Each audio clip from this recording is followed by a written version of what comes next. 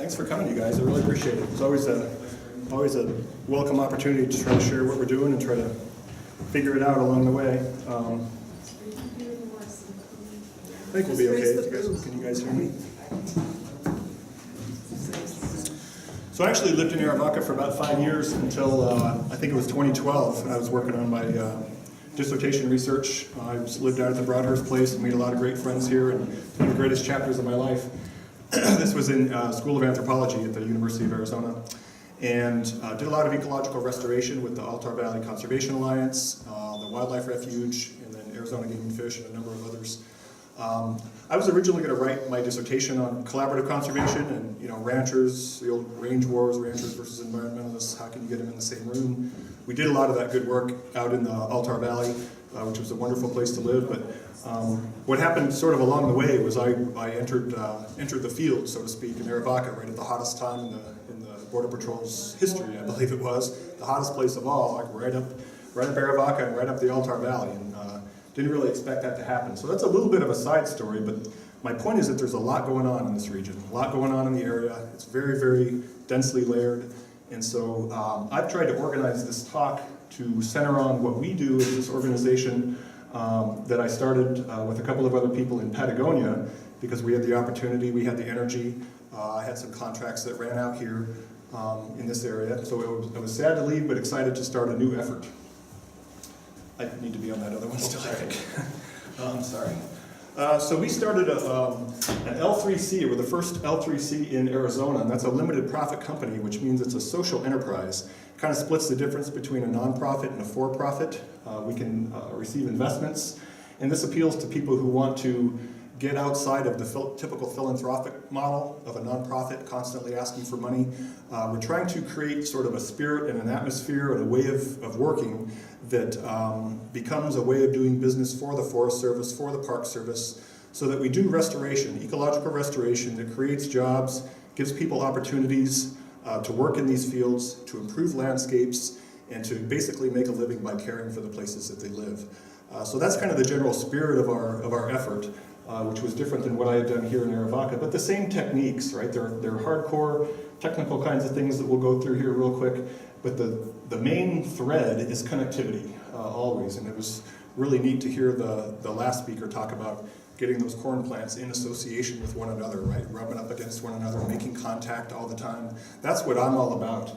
And when I referenced, entering the Altar Valley in Arivaca earlier, sort of, a funny thing happened on the way to the office. It was constantly a stressor around trying to do ecological restoration and sort of collaborative conservation while the landscape changes day and night, right? If one field site will change, a lot of you know that very, very well. So it became a very emotional and difficult thing.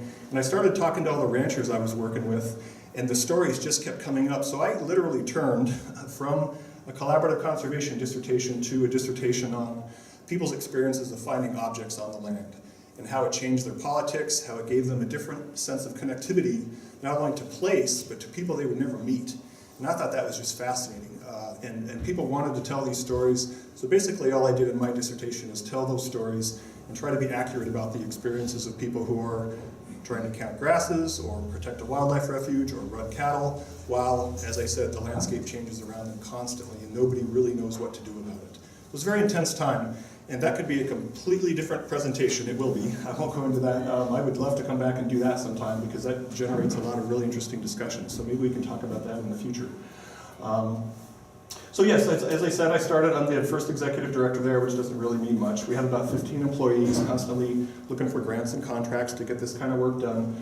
But as I said before, the spirit of our work is to make this just a basic way of doing business. We fix roads, we fix bridges, we fight wildfires like crazy, millions and millions of dollars flow. We think, that ecological restoration should be conducted in the same spirit, so that there's no question about whether or not we're going to do ecological restoration. The only question is where. And that's where the Forest Service can target places where they've got ponds that need rehab, they've got wildfires that need to be mitigated, they've got eroding landscapes that can no longer support native plants. That's where we would like to come in, and we would like to be the hotshot crew, along with a number of other organizations who don't compete with one another, but actually work together, because there is a ton of work to do in this area and all over the Southwest. And when you layer the borderlands on top of that, you've got a whole nother dimension, right? We just got a contract in Mexico to work with Mexican ranchers who were interested in conservation, repairing riparian areas. We're very, very excited about that. And interestingly enough, a lot of the money is going to go to Mexican laborers to train them to do this work. So we're very gratified about those kinds of things. Anyway, lots going on, right? I'll try to speak more slowly. I get kind of pumped up about this stuff, as you can tell. Okay, please, yeah, the next one. I'll let you read that real quick. While I get in your way.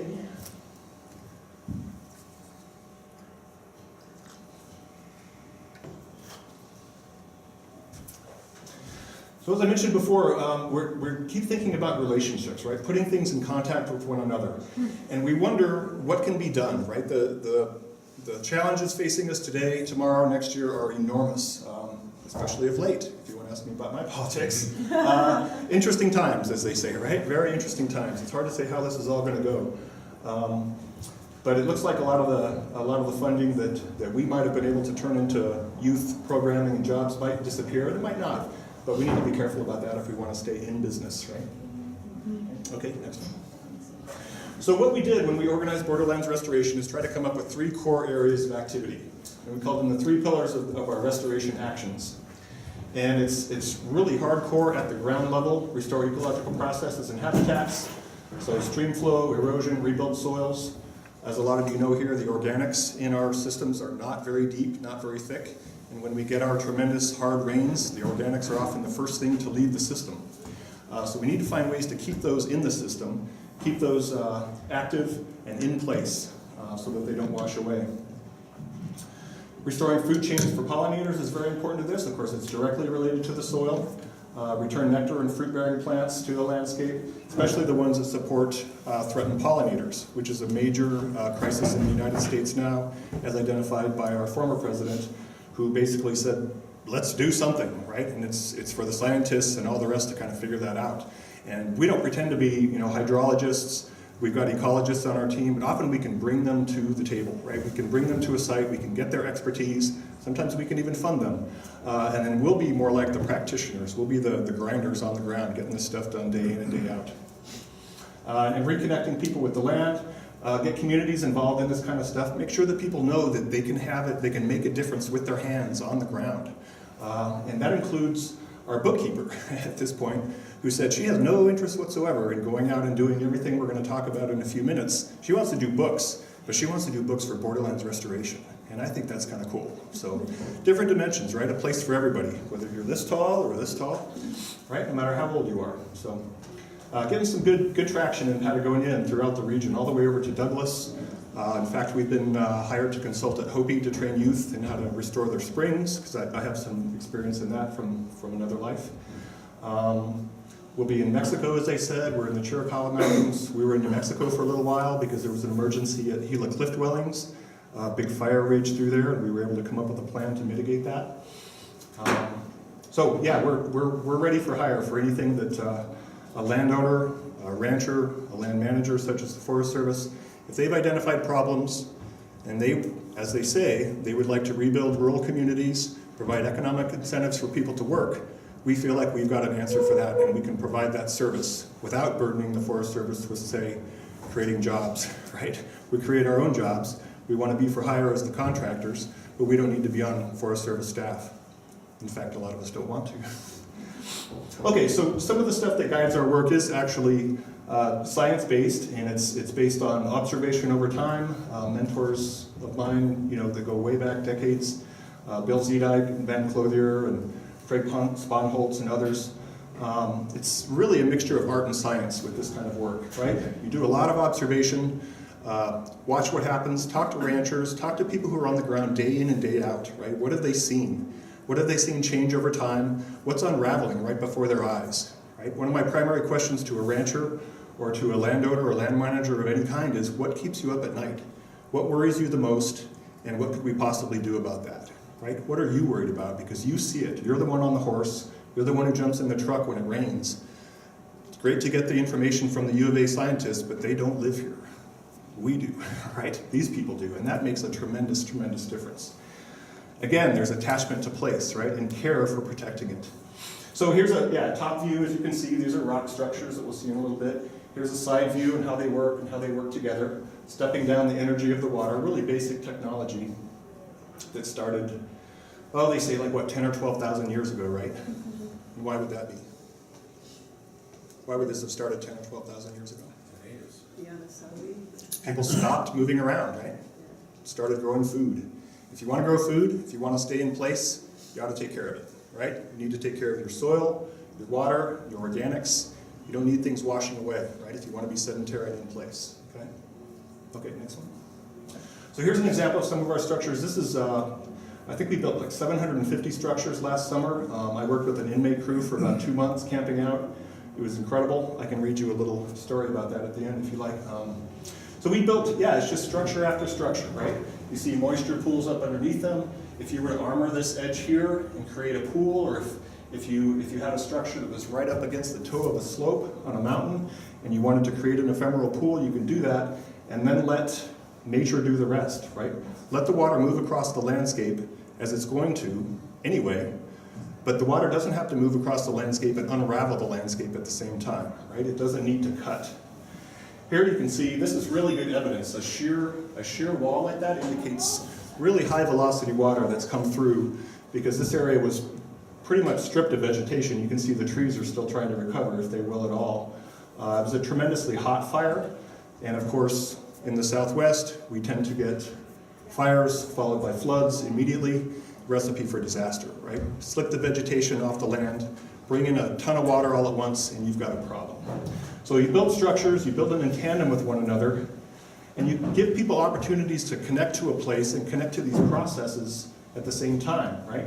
So we don't fight this, right? These are often called check dams, but they're not really dams, they're filters, right? They're passive water harvesting structures that simply dissipate energy over time. And one of the most exciting things that we get over and over again, including for myself after doing this for 20-some years, is just how gratifying it is to build something like that with your hands, to have a rainstorm come, and then to go back to it and see that it worked, right? Not only is it tight, it's become part of the landscape, sediment's built up behind it, and that's going to be the first place that's colonized by vegetation that comes in. Okay, another one. This is a picture from the Babacomery Ranch up by Sonora, where we've been working for about 3 years with the U.S. Geological Survey and our restoration crew. It's hard at work day in and day out. What was kind of fun about this was that we were working on another site building these kinds of structures. They had a fire rip through here, and so we were able to mobilize the crew instantaneously to get structures in place before the rains came so that we could stabilize these systems and they wouldn't unravel. Then we go, oh shit, and come back and see, maybe it's too late, maybe there's nothing we can do. So very gratifying to be in that kind of a position. That was pretty cool. We already had the funding, so that helped a lot, right? And the permits. Okay. Sorry, some of these are going to be a little bit wacky. This one is, this is a bowl, right? The water's flowing this way. This is a depression. Here you can see it from the side. Again, you're dissipating energy, right? Energy, the water hits there, dissipates, and then it's allowed to go on again. These are passive structures. It's quite the opposite of a brute force approach to restoration or stopping water. Okay, next one. This is what's called a head cut, which is way too close. I could have a better picture of this. Water is flowing from the upper left down to the right, and as the way these head cuts form, I guess I need to stand here, so the water will come from it'll come over that edge, it'll cross over the edge and churn, and you start getting chunks of soil and, of course, vegetation calving off right into the arroyo, right? What's really dastardly about these things is that they exacerbate themselves, right? They make themselves worse over time if there's no healing done, if there isn't some kind of mitigation. Water's going to find the lowest point, it's going to find the path of least resistance, and it's going to continue to cut deeper in that one spot, and it's going to rip, it's going to unzip in that direction, just as if you had grabbed a thread off of a sweater and pulled it.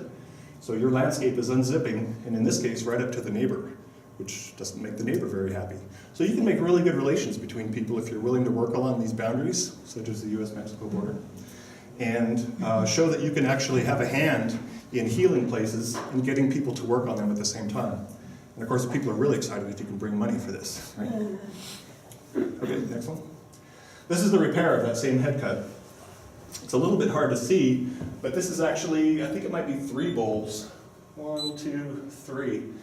And then the work along the sides is to take just a little bit more pressure off of what's going in there, because as the water increases in velocity and volume, it's going to increase in its destructive force. So again, we're trying to dissipate that energy over time. And to hedge our bets, we built another structure up above it, which you can see here, right, to make the water that goes between this distance much slower and much less destructive, so that when it hits that front lip, it's not going to unravel those rocks and then just rip the whole thing away. That happens, believe me. We're not perfect. It is an art and a science. What's super cool about this is we have our crew of locals in Patagonia who worked on this, and my field supervisor went out, showed them what the deal was, said go for it, and they built this thing on their own without any instruction because they had kind of got the hang of it over time. They built the 3 bowls instead of 1. They didn't half-ass it. Kind of hard to tell here, but it's actually a very beautiful structure and very well integrated. So it's gratifying to see. I have no doubt that that's going to be a healed up head cut. There's no reason to fill that up with rocks. We move on to the next site, to the next emergency. There's plenty of those. Okay. This is another structure called a post vein. Here you're at the top, you're lying on your stomach, looking up a channel. You've got posts, wooden posts. Usually juniper or cedar are best because they don't rot. Get them deep in the ground. There's the top view down there, water coming from above. So you're basically putting a wing or a wedge out into the channel. But again, you're not being too aggressive, right? You're working with the processes that are already in place. You're not trying to overpower anything. You're working with water that you know is on the way, and you're just trying to mitigate. You're trying to nudge, in this case, the channel over just a little bit to the left so that it stops eroding the bank, depending on the landowner's interests or needs. And here's a few of them in action in Harshaw Creek above Patagonia, in the Patagonia Mountains. And the landowner is just excited out of his mind for how this worked, because he's got an orchard over here you can't see, and a spring that he would like to protect. And this water comes crashing down here at tremendous velocity, especially now that there's mining activity up there in the Patagonias, unfortunately. But what these posts are designed to do is to capture sediment. You can see that they have, right? As the water comes ripping around the outside, you get slow water on the outside, you get fast water on the inside. So you're creating vegetation zones to colonize. And if you have plants to plant, that would be the place to plant them, right? You're going to have higher moisture levels, an extended what we call the hydro period, right? The period during which water is available to the plants in the first place. And you'll have a much higher success rate. Then, once you get the plants in, whether you put them in or they come in on their own, those are the creatures that are really knitting things together, right? The rocks and the wood are only the first step. When the plants come in, they hold it all together, and when these structures disappear, you know you've done some good. They're part of the landscape and they're not going anywhere. Here's a variation on one. It's kind of a brush weir. This one was pretty exciting because the landowner has been there, I think, since 1992. He had never seen a flood of this size. And as soon as he let me know, or as soon as he called me, my first thought was, well, I know what happened to that structure. It's gone, which happens. This one wasn't gone. This one worked really, really well. Massive amounts of sediment backed up behind it. It's, again, a passive structure that doesn't try to be a wall or a dam. It's holding back sediment, holding back organics, dissipating the energy of the water, and holding the channel bed at a grade so that it doesn't continue to sink down lower and lower, drawing water out of the entire system, drawing water out of the banks on the side. It's the last thing you want. Now what I might do in here is get on the front side of this structure and armor that with rocks, because that's the scour pool, right? You can see that there's a little bit of erosion there, which is really natural. Chances are that's not going to just keep drilling down, deep into the ground. It's going to reach some kind of an equilibrium. But that would be a thing to keep an eye on. And with very little effort at all, you could put some decent sized rocks in there and really shore that up if you were worried about it. You wanted to make sure that thing stayed in place. So he says, yeah, as soon as I fix up my house some more, why don't we do 20 more of these? And we said, that sounds good to us. So it's fun to do. This is a woman who had an idea of her own with, I think it was jute and wire, and just had a bunch of stuff laying around and started building her own structures. Similar techniques, right? Semi-passive, kind of a filter, incorporate it with rocks. I don't know how many of these she put in, but she hired a couple of our guys to help her out. And it's interesting. These are some of the things that people do when they start thinking creatively, and especially when they don't have a lot of money, right? You get creative with that kind of stuff. including here. Right. This is one of my favorites of all time. I don't know the whole story behind this, but I'm not doubting very much that it's working. You could probably have a lot to say about toxic materials being put into our landscapes, but somebody wanted to hold the banks, and the material they had at hand were old cars. We've often seen, dishwashers and washing machines and tires, and you just throw it in, right? Throw it in and hope for the best. Brush. Sometimes it works, sometimes it doesn't. I think usually when that works, it kind of works by accident. What I always tell my staff, anyone I'm training, is that yeah, we are just throwing shit in the arroyo, but we're building things, right? We're actually making the pieces touch, right? We don't have gaps in them. We have things that are actually made, just like you would make a rock or a brick wall, as opposed to just throwing everything on a site, right? They're constructed with a purpose. So before and after, that was down there on the left was a big plug. This is in the Chiricahuas with a woman named Valera Austin, who is basically a geologic force in the region. She said that she stopped counting her structures when she got up to 20,000 structures. And she was a fairly wealthy woman, but she owns a lot of land and leases a lot of land from the Forest Service in the Chiricahuas. And one of her famous stories, besides the fact that she brought back 5 miles of river in Mexico with a crew, is that she didn't ask anybody, bounced over the fence onto the Forest Service land, and just kept building structures. And the landscape there is wet at this point. It's like an enormous sponge. So the first thing the Forest Service did was sue her for going out of bounds. Well, once they saw the results, they were like, okay, I think we're just going to drop that lawsuit. But please don't come onto our property again, and let's work together. And now they are. So that had a pretty happy ending. It's a pretty fun story to tell. But you notice the difference here on these. See, in the uplands up above the cut, you notice that the trees are green on the right? There's been moisture in here, but you've still got a lot of bare ground. And look where you have vegetation, right? Water soaking into the banks, water behind the structure, it's coming down this way. And you've got a sweet spot there. So how about we build about 1 million of these, right? All over the place. And then you start talking to people like Game and Fish or Fish and Wildlife Service, and if you know that these arroyos are actually wildlife corridors, just at a very small scale, people start getting excited about the possibilities of what you're doing in terms of habitat restoration. A rancher walks up to something like this, is like, man, I got more grass for my cattle, I'm good. I'm not against endangered species or anything else, but if I'm a rancher, I'm in the business of growing grass. So we think we can serve those interests, the interests of Fish and Wildlife Service, Arizona Game and Fish Department, and many, many others, including hiring people to do the work, by just doing this stuff over and over and over across the region. Okay. Here's another one from the Chiricahuas with Valera Austin again at Cuenca Los Ojos. This is fire mitigation work. It wasn't planned to be such, but she's got so much moist soil here because of just structure after structure after structure. When a fire did come through here, USGS got in there, the science provider to the nation, as they call themselves. USGS got in here and determined immediately that the places where there were structures had much less fire damage than the places where there were no structures. So if you've got places that you're worried about burning, or that have just burned, but especially if you've got places that you're worried about burning, or that have some kind of resource value that's important to you for whatever reason, where interests stack up, this might be a good place to do this work. I mean, they're recording higher moisture levels in the vegetation, which makes them more resilient to fire, better able to respond, right? Better able to come back. God knows what this would have looked like if they hadn't built the structures. These are the kinds of fires where you talk about stand replacing, right? Where vegetation disappears forever. Soils are sterilized. It can really be a horrific thing. So someday, yeah, maybe down the line, we have better coordination with the Forest Service, with the US government, all the way up to DC.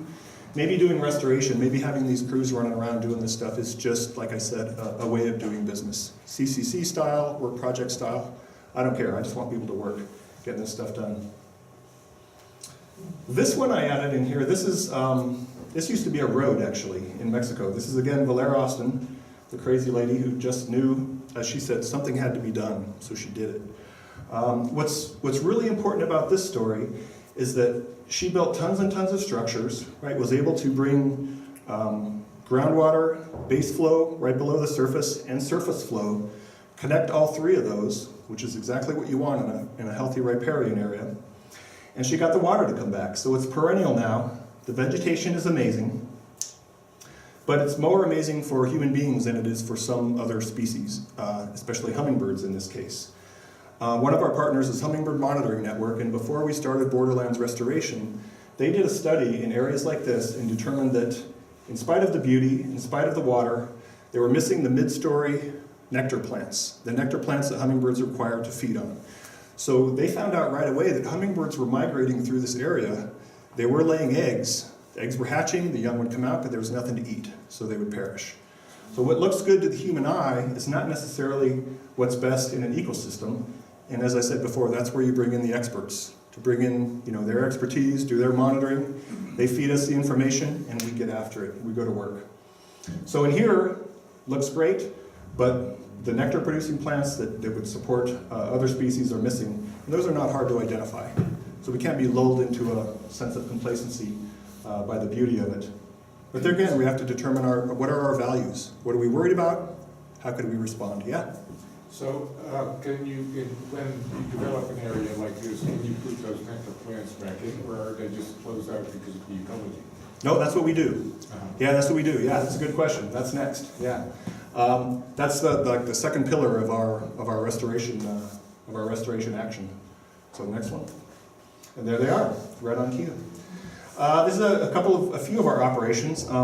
This is when we started out down here on the bottom right. We were literally growing plants on people's patios and in their driveways, trying to generate income and interest, connecting with the high school, and just trying to see if people were interested in getting this kind of work done. It always helps to have people who can write grants and bring in funds, and I have some experience in that, and some others do too. But there's a lot of potential here. Again, we look for the experts to identify the most important plants, the ones that have dropped out of systems, or where seed banks might be compromised or right on the verge of blinking out. We can grow those plants. We keep very close track of them in an extensive database that's supported by BLM funds, actually, including my 3 horticulturists. And I think BLM's mantra is the right seed in the right place at the right time. And so we look for people to inform us with that kind of information. We send out seed collectors, if we have money for them, bring them back to our greenhouses, grow them out, and try to get them back into landscapes so that we also preserve genetic integrity at the same time. We know exactly the watersheds that the plants came out of, the seeds, and so we're not buying stuff from California. Not that there's anything wrong with that, but they might not match up very well with the existing pollinators, the flora that evolved with the plants that were in place. So this is preserving integrity again. And on that last one, can I get, yeah, sorry. This is another interesting one where you saw the post veins earlier and the water going through. These guys are really progressive. This is actually the home site of the Hummingbird Monitoring Network in the Patagonia Mountains. On the left is an orchard. On the right is just wild lands, and then about 100 yards away is Forest Service land that's incredibly degraded. And I pointed that out to them many times. What we're doing in the middle here are hedgerows, which many of you might be familiar with. But when you make a hedgerow, you're literally bridging the gap between nature and culture, right? Between the cultivated, whatever the heck he's grown over there on the left, fruit trees and such, wild plants on the right. If you choose your species of plants carefully and match up the families, you will get plants that are effective at pollinating your fruit trees or whatever it is that you want to grow. So you're serving the human needs and the wild needs at the same time with careful choices. So that ends up being a pretty good story, and I like stories. Here we're at another site just outside of Patagonia, adjacent to a wildlife corridor that we're trying to protect. Probably the corridor that the jaguar has been using to get into the Santa Ritas, frankly, which is pretty exciting. So we want to leave that alone, but we want to support the fringes of that, make sure it's nice, healthy habitat. So here we've got people just planting plants, monitoring posts so that we can see how they've done. Often they do need some water to kick them off and get them going, and then they'll be on their own because they are natives. But again, if you plant these plants in association with structures that are increasing moisture on the land, no different than mulch, you've got something going potentially. All right, another dimension of this. Do you love it when people put words up?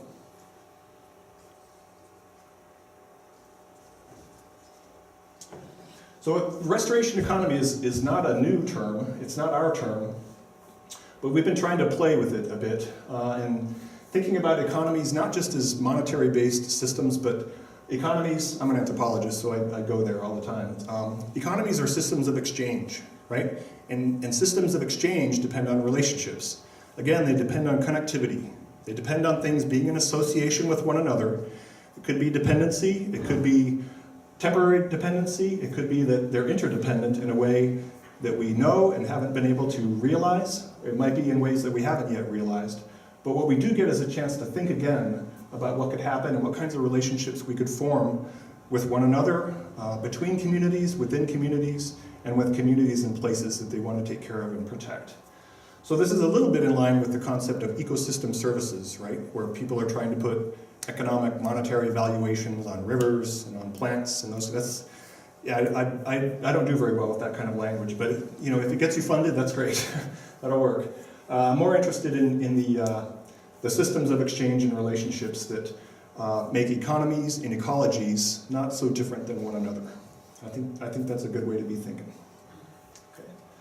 So here we're working with USGS. This just happens to be a mix of our youth program from the local high school in Patagonia and our restoration crew practitioners who are building tons and tons of those rock structures.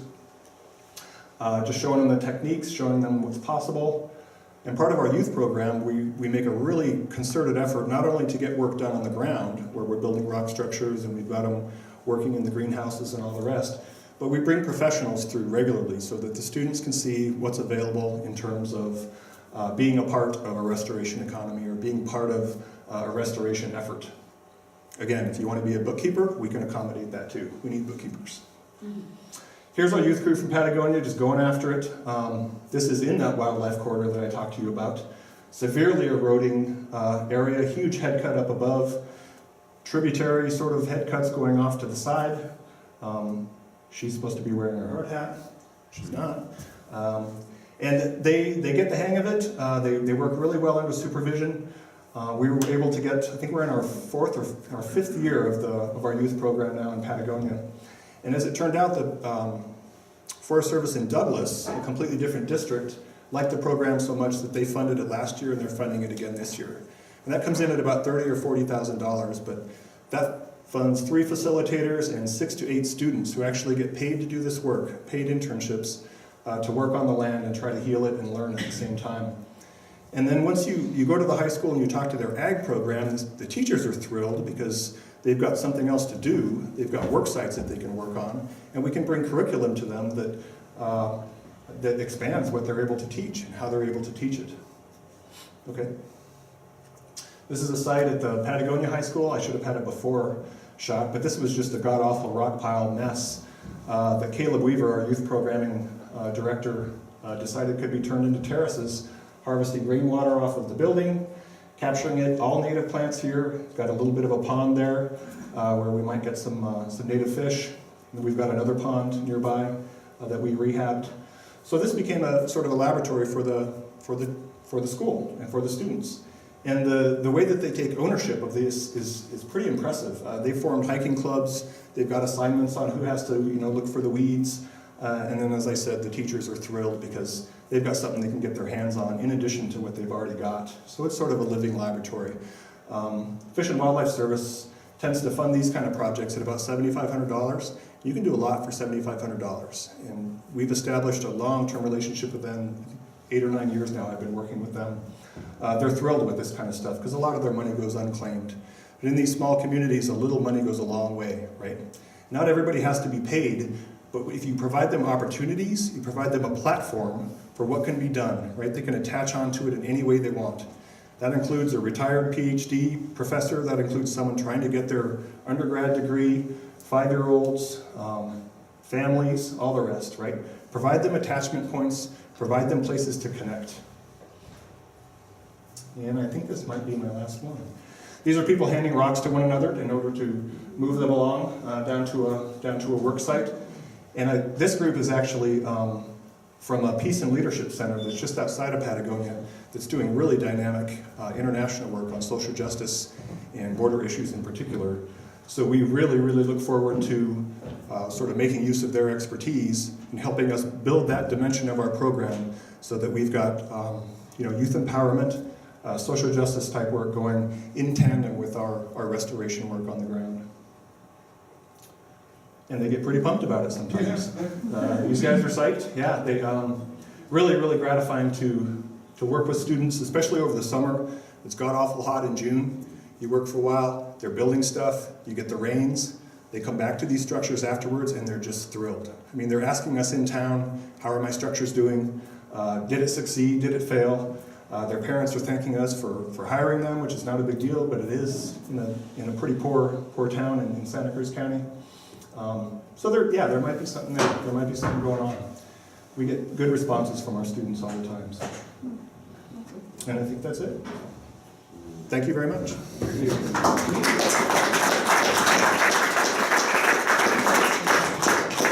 don't know if I'm over. I think I'm over time. No, you're on. No? fine. I have another little thing I could read if you want it. Yeah. I could read you an inmate. Pertinent question. Pardon? Yeah. I'm just curious, the first hand cut you showed, there doesn't seem to be an awful lot of holders about. Do you ever have to go to an area where there is no material, you'll then and truck it in? We often have to buy it. Yeah, we often have to buy a rock. Yeah. Well, in the case of the Babacomery Ranch, it was sort of a bonus. Someone's they're expanding the dump there, and someone else is digging a huge wine cellar. So they're producing rocks. They're producing rocks all day long, and they sell them to us very cheaply. And in some cases, we've had rocks donated because once you start talking about youth and you know, people will donate that kind of stuff, and they can write it off on their taxes or what have you. So good for them. But that's a challenge for sure. If you don't have the material at hand, it can be really, really tricky. You need some special equipment to get it. We do, yeah. But a lot of this, once the rocks get dumped, it's wheelbarrows and shovels and picks. Yeah, manual work. Yeah. So. Have you considered working in Pima County, not just Graham and Santa Cruz? Sure, absolutely. If you want to hire me, I would consider that. Yeah. So then I almost kind of my same question. Would you do work projects around Arivaca? Mm-hmm. I did for 5 years in the Altar Valley. Yeah. Right out of Arivaca. Yeah. So yeah. Well, we've developed our capacity now to get more funding, so it's not out of the question at all for me to help direct some projects in this area, and I would be thrilled to do that. small ones too. Mm-hmm. We work in people's backyards.